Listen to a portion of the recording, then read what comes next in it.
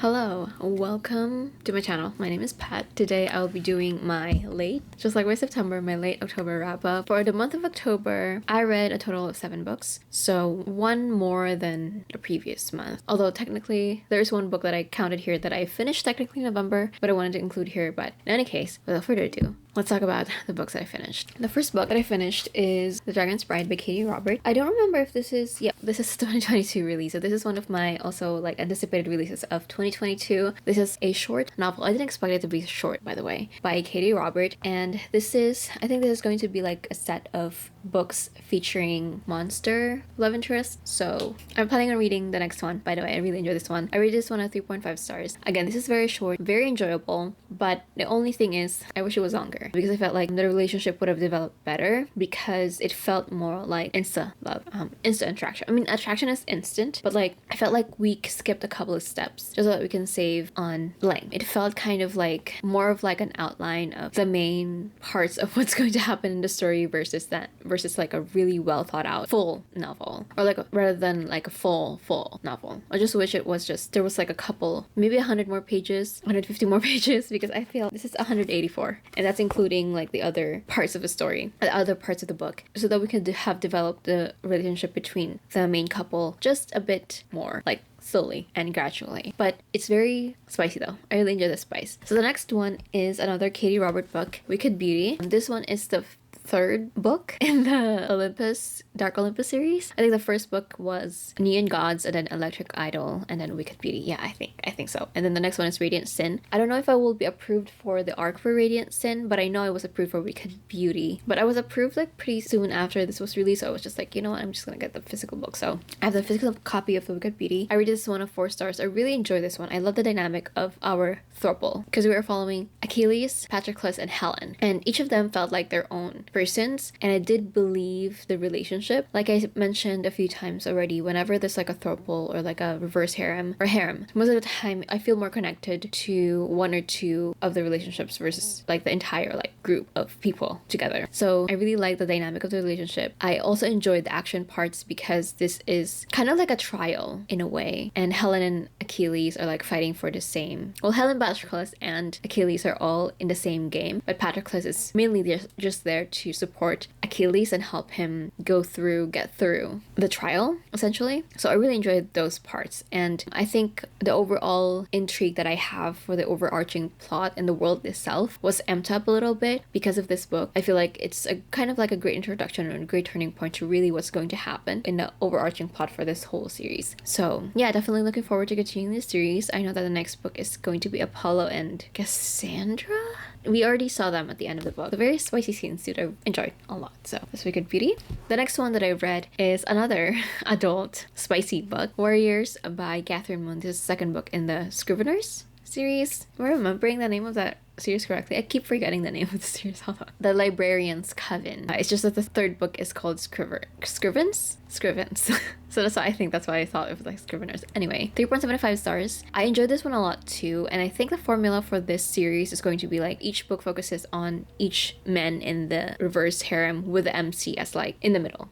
Overall, of course. So this is focusing mainly on one person, but we do see also still the growth in like the coven itself. I didn't feel like what the character was going through was outside of the coven. It definitely felt like each of them are affected, and of course the coven itself was affected by, you know, what's happening with the main characters that we're focusing on, which I really enjoy. It didn't feel like it was separate, so I really like that. There is definitely an overarching plot that I'm curious about too, so I enjoy this one. Definitely will continue on with the series. And then the next one that I read is another series. So I'm just going to be focusing mainly on what I felt throughout the book series so that I don't spoil anything, and just a non-spoilery essentially. So I read the Fallen Empire series by Grace Draven. The first book is Phoenix Unbound. The second book is Dragon Unleashed and Raven Unveiled, which came out November 8th, so a few days ago as I'm filming this. The first book, The Phoenix Unbound, is a reread for me. I read this one initially in 2020, and I had been planning on reading the second book, But if you don't know, I like reading book series when they're finished, but this is a companion series, so although there is a plot that's kind of like interconnecting with each other, you do have to read the books in order if you're interested in reading them, because you will be spoiled. So anyway, I was approved for the third book, so I took this as like a sign to reread the first book and to eventually like continue reading the story, because I hadn't read the second book in the series, even though I was planning to. I really enjoy Grace Draven's books so far, so this is the one that I read, Phoenix Unbound, and then I read 2 of her books in the Wraith King series. So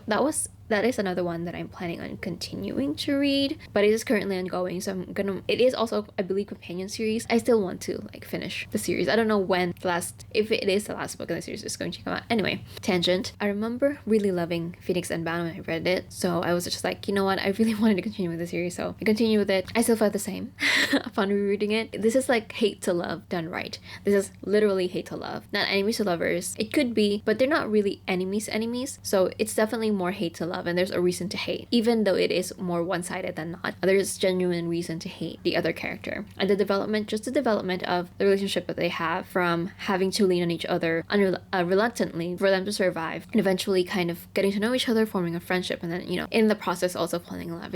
I really like it. I love the development of the relationships with all of the books in the series. There is a full plot for each book, and they are, like I mentioned, connected to each other, sort of, not too much. There really isn't like a full overarching plot. There's a full plot for each of the characters with each book. What I really love about this whole series, like this series as a whole, is how the romance plot felt really grounded. It didn't feel like the romance was separate from the plot, and the different sides of the characters that we see in the romance heavy parts versus the plot focused parts did not feel like disjointed. They didn't feel like kind of like really separate from each other. The characters aren't different, very different depending on the focus on the novel, which I really, really like. And it didn't feel like the romance again was outside of like the main plot. It's all connected with each other, and the development of the relationship is also affected by the plot and vice versa, which I really love. And again, it's a lot of the relationships so far that we have in each of the book series stem from either hate to lover, sort of enemies to lovers. And again, the development that they have, you know, throughout, it's just like, I really enjoyed this one. I rated the first book 4.5, the second book 4.5 as well, and the last book, Draven Unveiled, 4.75. I really love Draven Unveiled.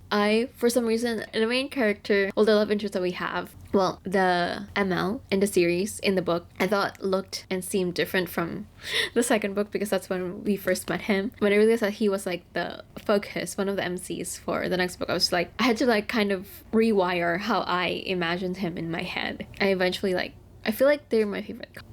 I thought my love for the first couple was like top tier. Like I can't see any of the other couples like comparing very closely, but they're all pretty much like kind of the same. But I do have a special kind of fondness for the couple that we have in the last book. I just really like their dynamic, and I felt like I was able to relate so much more to the FMC in the third book. So that is that, Fallen Empire. And then the last book that I read is 𝐶_SPARROW by Kristin Cashore. This is the 5th book. Let me quickly check that. 5th book, yes. In the 𝐁𝐨𝐨𝐤𝐬 𝐌𝐞𝐧𝐭 series. This is the one that I read technically at the start of November, but since it's released, I think 1st of November, you know, I figured I should include it in my October wrap-up, even though it's still late. In any case, we're here. So I started reading the 𝐁𝐨𝐮 𝐌𝐞𝐧 series maybe 10 years ago. Oh my god, 10 years ago. 10, 11 years ago. So that will be around 2012, 2011. Because I know Fire had already been out, and Fire was released 2012. See? So I read Fire in 2012. I was like in my second year, third year, so I was 16. So that felt right. That sounds right. So anyway, so I've been reading this book for 10 years now. So the first book came out 2008. I think the second book came out like 2 years after, 2009, a year after. And then Bitter Blue, the third book, came out 3 years after, 2012. That's why I thought it was finished. And then in 2021, they released Winter Keep. So that was like 9 years. 9 years difference.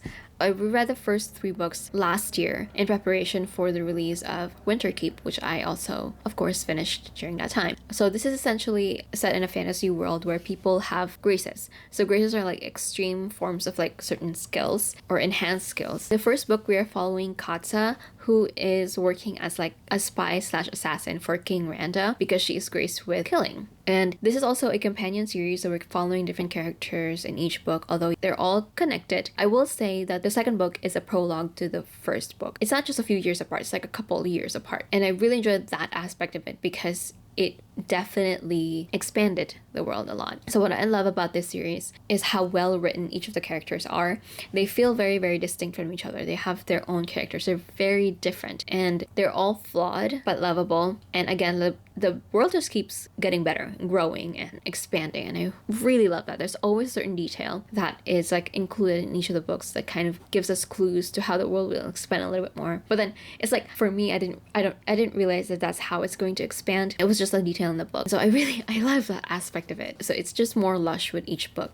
And there is, again, a subplot of romance for each of the book that I absolutely love. Like, each of the couples I have a deep love for. So I don't know if there are going to be any more books in this series, although, you know, I definitely will not be mad if there are more books in this series. I just hope it doesn't take too long to release each of the books, because so far I think 2021 was when 𝐻𝐻𝐻𝐿 was released. 2021 was when 𝐻𝐻𝐻𝐿 was released, and then this one, 𝐻𝐶_SPARROW, is released this year. So it was only like a year apart. So I really hope that we won't have to wait long for the rest of the series if there is going to be more, or at least, you know, we'll just have to wait maybe 2 years, if not 9 years, for the next book in the series to come out. So yeah, I just, because with each of the end of the book, I'm always left feeling like extreme fondness for each of the main characters for the books. So I would hate to have more characters that I'm absolutely fond of. And again, seeing how the world will grow and develop with each of the story, with each of the novels. So yeah, so those are all of the 7 books that I read for the month of October. Again, this is coming in very late. I still haven't even started editing the Babel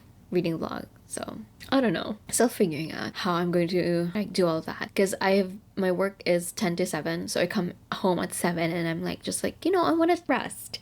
If my day had started a little bit more early and, you know, end at like 5, I'll be home like at 5:30, then I feel like I would have more time to kind of like edit videos versus not. But I've been coming home at 7, so by the time my work ends at 7, so usually I'll get home around 7:30. I'm just tired. I just want to rest. By the time I get here and just like read. So yeah, anyway, those are the books I read for October. Hopefully next month's update will not take as long as this one. It's not too late. We're still technically in the 2nd week, but you know. Yeah, that's it for this video. Thank you so much for watching. Let me know how your October reading went, and I will see you on my next one.